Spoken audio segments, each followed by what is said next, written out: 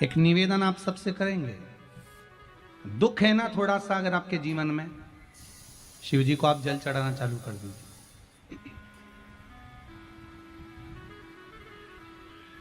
शंकर भगवान को आप जल चढ़ाना प्रारंभ कर दो। अगर दुख है ना जीवन में, शिव जी को जल चढ़ाना प्रारंभ कर दो।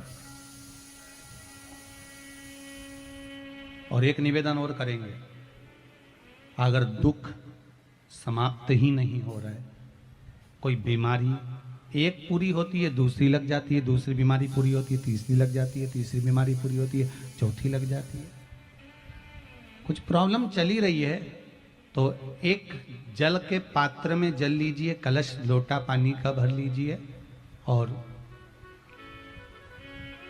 उस पात्र में चावल के 2 दाने डाल लीजिए, अक्षत के 2 दाने डालिए। घर में से लेकर जाओ, थोड़ा सा जल बेलपत्री के वृक्ष के नीचे डाल दीजिए, थोड़ा सा जल पीपल के वृक्ष के नीचे डाल दीजिए और थोड़ा सा जल या तो आंवले का पेड़ मिल जाए या शमी का वृक्ष मिल जाए, शमी का वृक्ष मिले या आंवले का वृक्ष मिले, उसके नीचे डाल दीजिए। 3 जगह पर अगर कोई बीमारी ऐसी हो गई कि वो समाप्त नहीं हो रही, बड़ी बड़ी तकलीफ, मतलब एक बार दवाई अगर चालू हो गई तो दवाई बंद ही नहीं हो रही है, तो उसके लिए आपको 3 जगह पर जल चढ़ाना प्रारंभ कर दो। मात्र 1 हफ्ते से ज्यादा चढ़ाना भी नहीं पड़ेगा। जैसे 1 हफ्ते आप टेबलेट लेते हो, गोली लेते हो, 1 हफ्ते चढ़ाना प्रारंभ कर दो। सबसे पहले बेलपत्री के पेड़ के नीचे क्या करना है, जल का पात्र लेना है, उसमें 2 दाने चावल के डालना, 2 दाने अक्षत के डालिए। पहले बेलपत्री के पेड़ के नीचे जाओ, वहां जल चढ़ाओ, फिर जाइए पीपल के वृक्ष के नीचे, वहां जल चढ़ाइए, आखिरी में या तो शमी के नीचे या फिर आंवले के नीचे, इन दोनों में से कोई एक वृक्ष जिसके नीचे। पर 1 हफ्ते अगर आपने आंवले में चढ़ाया है तो आंवले में ही चढ़ाना, शमी में चढ़ाया है तो शमी में चढ़ाना है। ये बदल के मत चढ़ाना कि आज मैं शमी में चढ़ा देती हूँ कल आंवले में चढ़ा दूंगी, ऐसा नहीं। कितना सुंदर कहा है, जब जिंदगी बहुत संघर्ष में चल रही हो, बहुत दुख का जीवन चल रहा हो, बहुत कष्ट का जीवन चल रहा हो, बहुत कष्टमय जीवन चल रहा हो, तब शमी के 5 पत्ते, शमी के 5 पत्ते, एक दुर्वा के साथ 1 अक्षत चावल का 1 दाना, वो भी हल्दी में भिंगोया हुआ हो या केसर में भिंगोया हुआ हो,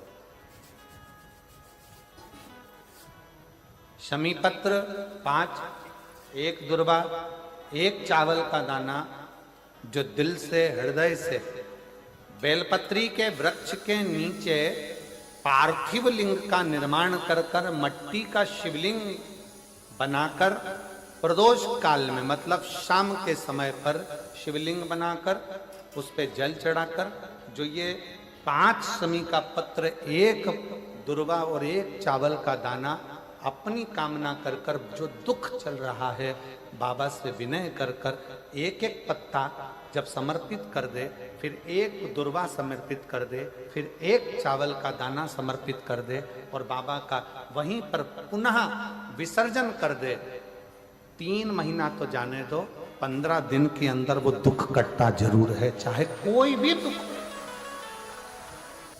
किसी भी तरह का दुख क्यों नहीं। 1 बेलपत्र के वृक्ष की परिक्रमा करने वाले को हजारों अश्वमेघ यज्ञ का फल प्राप्त हो जाता है, हजारों अश्वमेघ यज्ञ का फल प्राप्त हो जाता है। उसी तरह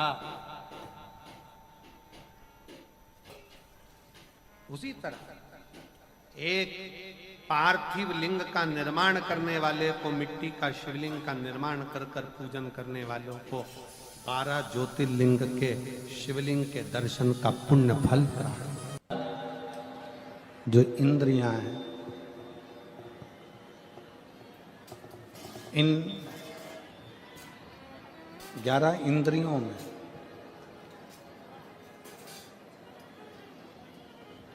केवल एक भगवान शिव की अविरल भक्ति धारण करने के लिए ये इंद्रियां आप और हमको मिली, चाहे वो ज्ञान इंद्री हो, चाहे वो कर्म इंद्री हो, चाहे वो मन। कोई कह रहा था कि गुरुजी, शंकर जी के मंदिर में जाने से, भगवान शंकर के मंदिर में पहुंचने से, जाने से क्या हमारा दुख कट जाता है? किसी ने पूछा कि शिव मंदिर में जाने से क्या हमारा दुख कट जाता है? शिव महापुराण में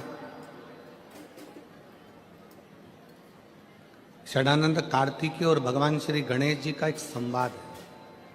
श्री गणेश जी महाराज कार्तिकेय बाबा से एक प्रश्न कर दिए। कार्तिकेय बाबा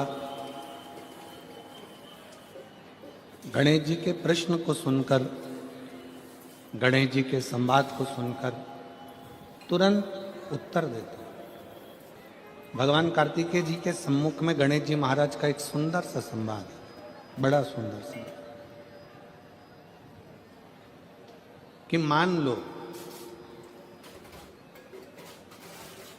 हमने सुना है कि गणेश जी कह रहे हैं कार्तिकेय जी से कि कोई शिवालय में जाए तब उसका दुख कटता है, कोई शिव जी के मंदिर पहुँचे तब उसका दुख कटता है, कोई शंकर भगवान की चौखट पर जाए, भगवान शंकर के द्वार पर जाए तब दुख कटता है।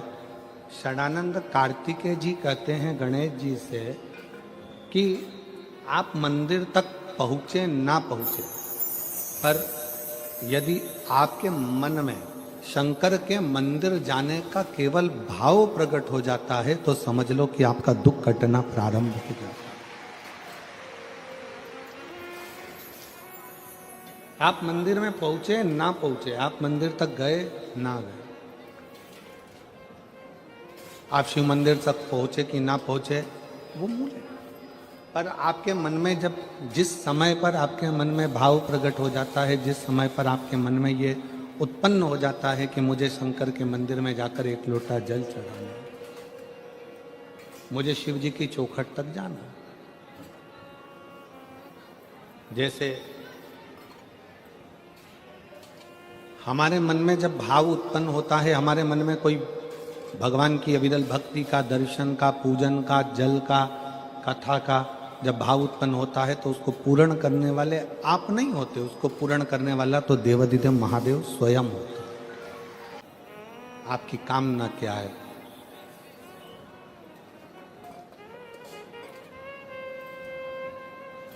शिव महापुराण एक कल्प वृक्ष है। कल्प वृक्ष का मतलब क्या होता है? जिसके नीचे बैठकर जो कामना करी जाए वो पूर्ण होती है। यहां कोई दूसरा नहीं है।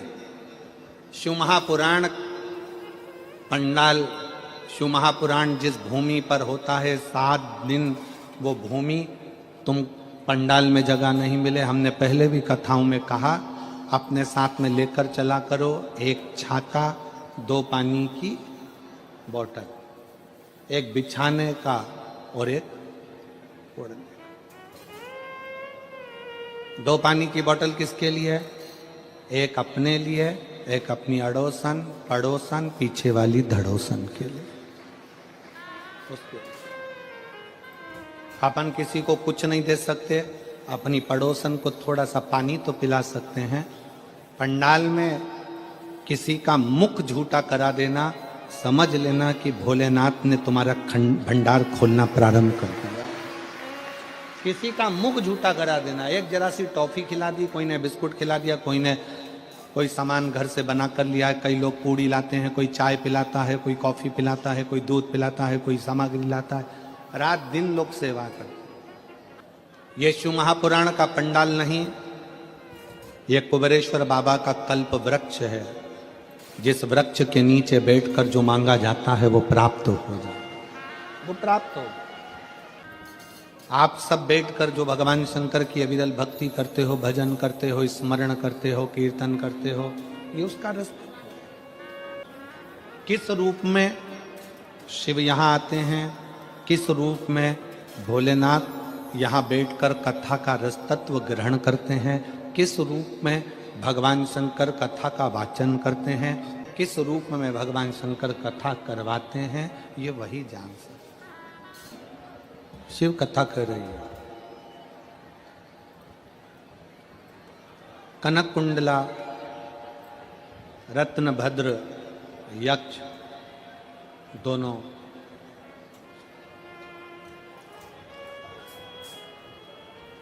गंधमादन पर्वत पर बैठकर भगवान शिव की आराधना कर रहे हैं। पार्वती जी ने भगवान शंकर से कहा कि ये आपके भक्त हैं, शिव उपासना करते हैं, इनकी झोली खाली रह जाए तो ये श्रेष्ठता कहाँ है। एक निवेदन सभी श्रोता बहन भाइयों से कथा आ रहे हैं और पंडाल में बैठकर भी सुन रहे हैं। जिस दिन दिल से हारो ना,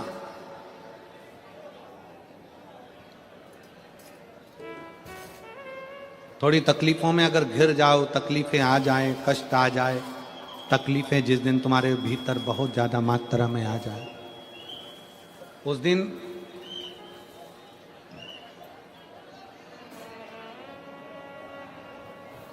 तीन बेलपत्र, एक बेलपत्र में पीला चंदन, बीच वाली पत्ती। जिस दिन तुम्हें लगे कि मैं बहुत दुखी चल रही हूं और मेरा काम हो ही नहीं रहा, बहुत तकलीफ की जिंदगी चल रही है, कोई हाथ पकड़ने वाला नहीं है, कोई संभालने वाला नहीं है और बहुत तकलीफ हो गई, बहुत तकलीफ। उस समय पर एक बेलपत्री के बीच वाली पत्ती पर पीला चंदन, दूसरी पत्ती पर लाल चंदन और तीसरी पत्ती पर 11 चावल गीले, पानी में उसको थोड़ा सा भिगो लें या धो लें, 11 चावल गीले शिव जी की उस पत्ती पर रखी।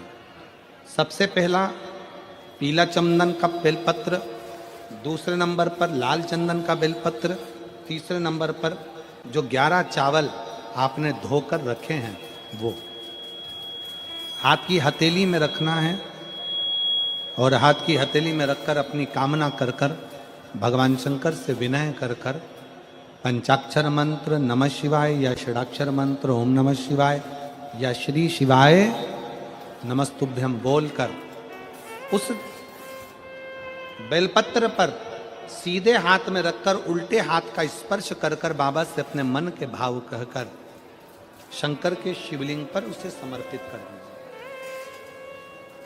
एक ही लोटा जल, जहां से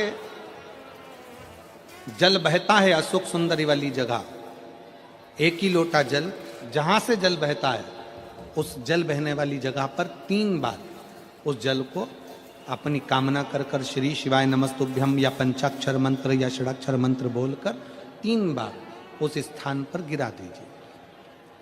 गिराने के बाद में बाबा से विनय कर कर अक्षत वाली जो बेलपत्र है, एक बेलपत्र और एक अक्षत उसमें से अपने लिए लेकर आ जाओ। उसको 2 महीना 3 महीना अपने घर में रखिए। जितना भी दुख है धीरे धीरे बाबा समाप्त कर कर खुशियां घर में लेकर आता ही है। दुख समाप्त होगा, खुशियां घर में आएगी जरूर। दुनिया का सबसे बड़ा डॉक्टर है मेरा देवाधिदेव महादेव, और दुनिया की सबसे बड़ी दवाई है तुम्हारा विश्वास, तुम्हारा भरोसा। ये दुनिया की सबसे बड़ी दवाई है। जिस दिन तुम्हारा भरोसा, तुम्हारा विश्वास प्रबल हो जाएगा, उस दिन शिव तत्व अपने आप प्राप्त हो जाएगा। शिव शिव है, देगा मुझे बाबा। कनक कुंडला ने अपने पति रत्नभद्र से कहा कि मुझे मेरे शंकर पर भरोसा, और मेरी जीजियों मेरे जीजाओं, मेरी बेटियों, बेटाओं, मेरी माताओं, सूरतिया लालाओं, सूरत के रहवासियों, गुजरात की पवित्र भूमि पर रहने वाले मेरे दशंकर के अंश रूप आप सब, शिव महापुराण की कथा में दिखावे के लिए मत जाना। और जगह पर होती होगी कि वहां लोग दिखाने के लिए जाते होंगे। शिव महापुराण की कथा कभी दिखावे के लिए ना तो होती है ना होना। दिल से सुनो, दिल से कहो, दिल से सुनो और दिल से कहो। जब आप दिल से सुनोगे और दिल से कहोगे तो वो सुनेगा। कैसे ना सुने?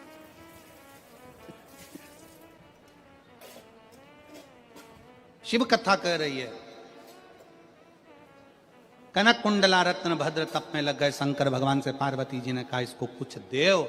शिव जी ने कृपा करी और उसके घर में एक पुत्र दिया जिसका नाम हरिकेश। उस पुत्र का नाम था हरिकेश। हरिकेश बाल्यवस्था से भगवान शंकर की भक्ति में लग गया, भगवान शंकर की आराधना में लग गया। मिट्टी इकट्ठी करना, लिंग बनाना, पूजन करना, आराधना करना, ये हमारे घर के बच्चों के संस्कार।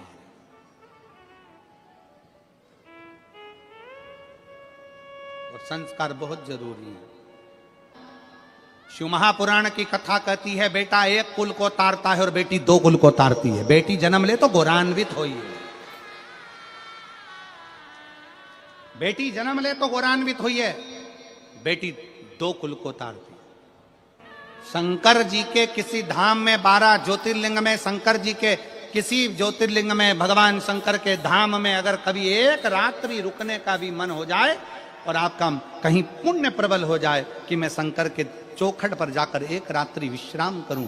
जैसे जैसे उस बहन ने ये पत्र में इस बहन ने लिखा कि 6 साल से बेटा पड़ा हुआ था और उस माँ ने लिखा कि हम सीहोर गए, वहां विश्राम किया, बाबा से विनय करी, निवेदन करा। शंकर की भूमि पर, कंकर शंकर की धरा, कुबरेश्वर धाम की धरा पर लोग जिस आस से जाते हैं बाबा वो मनोकामना पूर्ण करता ही है। शिव देता है। फिर मेरी जीजियों, मेरे जीजाओं, बेटियों, बेटाओं, मेरी माताओं, सती मैया ने जो गलती करी वो आप ना करिएगा। माता सती ने एक गलती कर दी थी कि कथा कुंभज बाबा के आश्रम में सुनने के लिए गई माता सती और मन में यह भाव लेकर आ गई कि इस शरीर को समाप्त कर दूंगा। कथा में बैठो, अच्छा सोचो, श्रेष्ठ सोचो, जन कल्याण का सोचो। कर्मनाशा नदी प्रकट हो गई।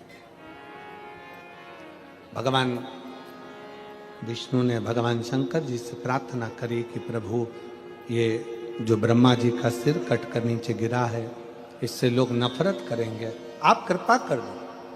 तब भगवान ने कृपा करी और कहा कि ब्रह्मा जी का कटा हुआ शीश बट का पेड़ बनेगा, बट वृक्ष बनेगा और उस बट वृक्ष के नीचे भगवान शंकर स्वयं विराजमान होंगे और शिव जी का नाम बटकेश्वर महादेव होगा। बोलो बटकेश्वर महादेव की। भगवान शंकर का नाम बटकेश्वर हो गया। शिव जी बड़ के पेड़ के नीचे विराजमान हो गए। शिव महापुराण की कथा कहती है कि जीवन में बटकेश्वर महादेव का स्मरण, कभी मान लो कोई पैसा लेकर चले गया, कोई तुम्हारा धन लेकर चले गया, कहीं से पैसा नहीं आ रहा है, गया हुआ धन रुक गया है, तो भगवान शंकर को एक लोटा जल बटकेश्वर महादेव के नाम से समर्पित करें। भगवान शिव जी को एक लोटा जल बटकेश्वर महादेव के नाम से समर्पित करें और उनसे प्रार्थना करें, निवेदन करें, शिव स्वीकारेगा जरूर। चढ़ाओ एक लोटा जल। कभी कभी अगर ऐसा लगे जीवन में कि दुख बहुत ज्यादा आ गया है, बहुत तकलीफ आ गई है, तो लाल चंदन को घिसकर उस लाल चंदन का लेपन भगवान शंकर पर कर कर फिर पानी चढ़ाओ। अगर कोई संकट भारी है और निकट रहा, जैसे किसी नारी का गर्भ नहीं ठहर रहा, 15 साल हो गए, 20 साल हो गए, 25 साल, जैसे इसने लिखा एक माता ने कि 18 साल की बेटी हो गई थी पर संतान में पुत्र नहीं, तो उसने भाव से कथा सुनी।